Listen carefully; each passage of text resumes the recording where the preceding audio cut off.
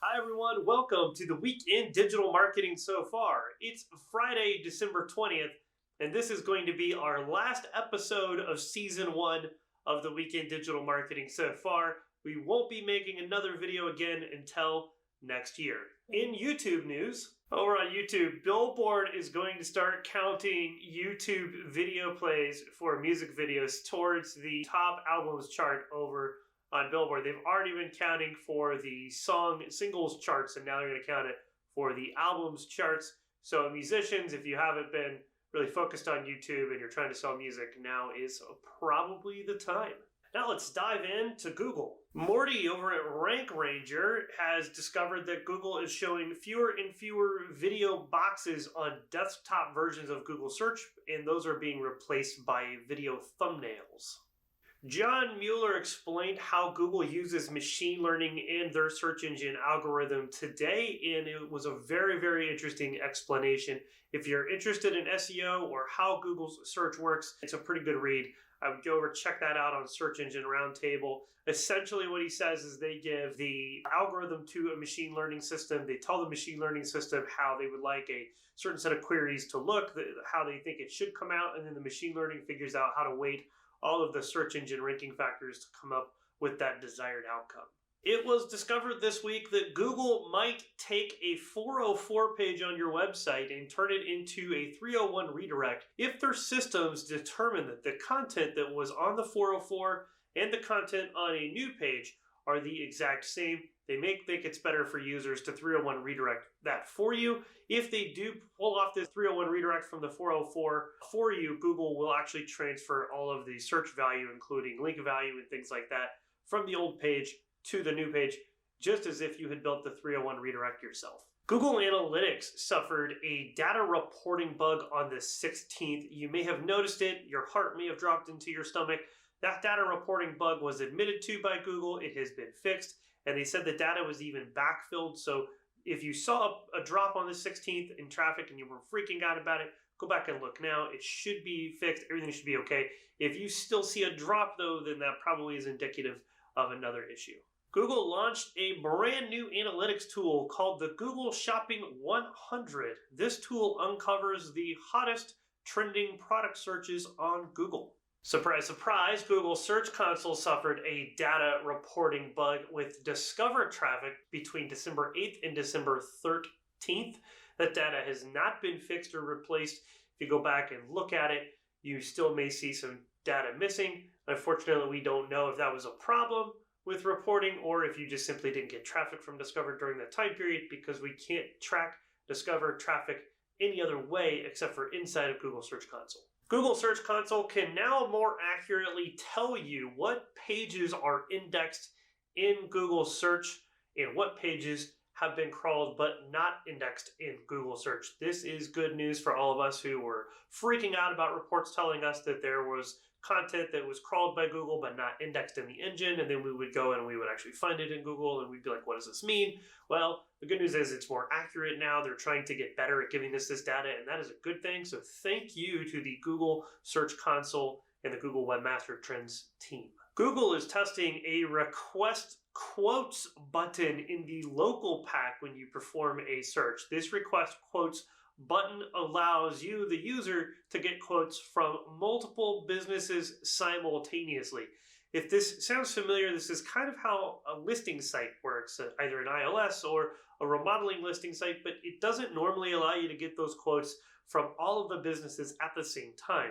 So Google is kind of testing this. They're going to allow it. If you're getting messages from Google My Business right now and you're a local service provider and you start getting lots of quotes, those people are probably getting quotes from several other local providers simultaneously, so you may want to reply to those as soon as you get those quote requests. There is a new service area icon in local panels. This is on desktop when it shows a business. Over in the right-hand side, there's now an icon with a little delivery truck, and when people click on that, it'll show the service areas a business might deliver or do business in, other than the one above it. Over on Facebook, mobile app tracking website App Annie has published their list of the top mobile apps of the decade. This includes data from Google Android and from iPhone's iOS App Store. The top 4 apps of the decade are all owned by Facebook. The top most downloaded app was Facebook's core app, Facebook, followed by Facebook Messenger, WhatsApp, and Instagram, rounding out the top 4. A scam is circulating inside of the inboxes of very large Facebook pages. This is a brand new scam, but it's an old thing that they're trying to do. The scammers are claiming to be Facebook support. They send you a message that sounds really official. They even put a link in there and they tell you you've got to go apply to have your content reviewed by Facebook's support team. If you go to the website they link to, it has a form telling you you've got to log back into Facebook in an attempt to steal your login information. This is very, very likely to be people trying to steal pages in order to make money, but it could also be people trying to steal pages for political influence. If you have a Facebook page, if you have a large Facebook page, please be very, very careful. I've published all of the information over on my website, joeyoungblood.com. You can head over there and read all about this brand new scam that just started circulating on Facebook. Facebook has decided that they need to build a mobile operating system to compete with Android, and they hired a guy from Microsoft who built the Windows NT operating system. Now, Boz told us that the reason that they're doing this is because they don't think that their competitor, being Google, is going to always allow Facebook an even presence on their hardware. So they are focusing on hardware like Oculus, and they probably want to build their own phones at some point. And to do that, they're going to need their own operating system.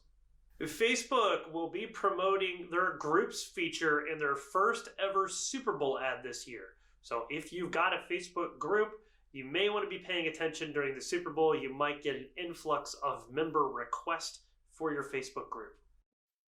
Over on Instagram, Instagram is going to remove influencer posts about vaping, tobacco, or weapons. Instagram is also getting Facebook's brand collabs manager. There's actually an article coming out on a website soon that quotes me in saying that 2020 is probably going to be the year in which platforms actively work against influencers. I honestly didn't think we'd see anything like this from Instagram until next year, but it looks like they're starting it a little early.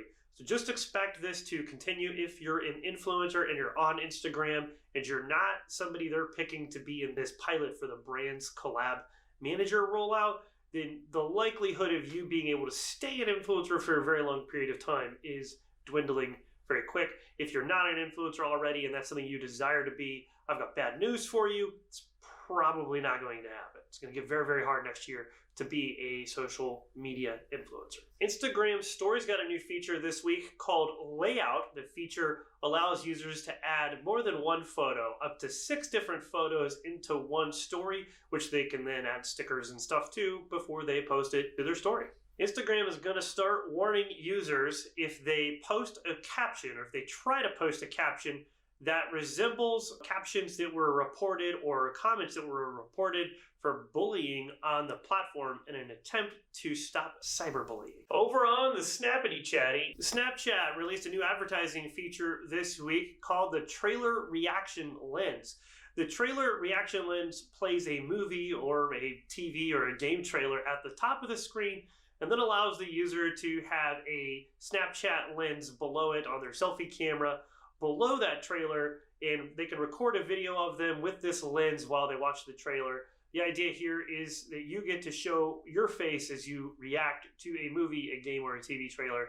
Then take that video you recorded and upload it to your Snapchat story for your friends to see. We take you now to Bing. Bing's visual search is getting baked deeper into Windows.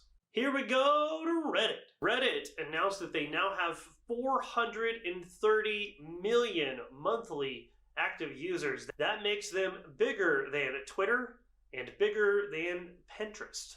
Reddit is testing a new post type for polls. It looks very, very similar to the Twitter polls that we're all used to. This is in beta testing now, but it sounds like as soon as the beta testing is over, they are ready to roll this feature out to everyone. Over on Pinterest, Pinterest is testing a new tool called Pinterest Trends, which will for the first time give us search volume data on searches performed on Pinterest. Over on Twitter, Over on Twitter, iOS users can now upload their live photographs as GIFs to a tweet. Bonus round!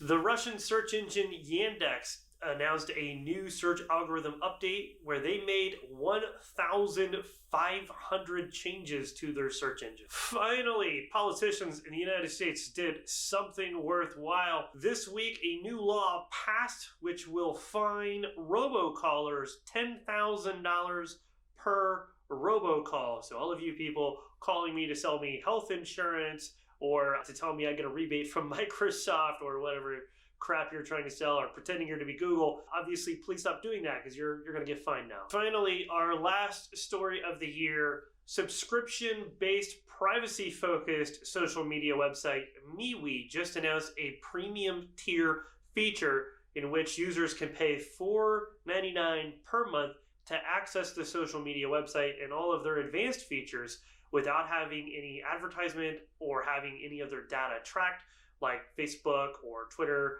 or any of the other social media websites out there currently do. That is it for the week in digital marketing so far for this week and for this year, 2019. Thank you so much for joining us as we started this journey in season 1.